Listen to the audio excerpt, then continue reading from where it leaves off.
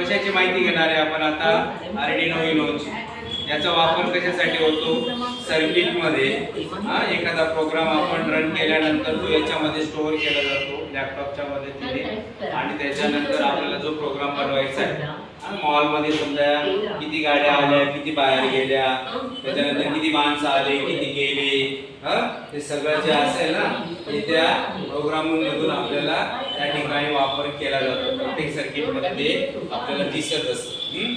आता हे याच्यामध्ये ते बघत असताना आपल्याला असं लक्षात येईल की आपल्या प्रोग्रामला बायनरी फॉर्मॅटमध्ये कंपाईल करेल. ते मायक्रोकंट्रोलरद्वारे समजण्यासाठी आहे.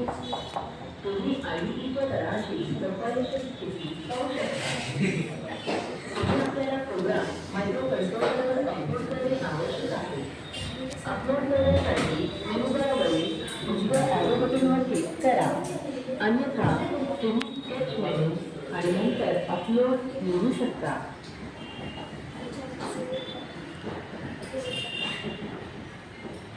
तुम्ही पाहू शकता की TXRX थोड्या वेळासाठी संपत आहे. हे दर्शविते की ट्रान्समिशन ऑन आहे. आता तुम्ही पाहू शकता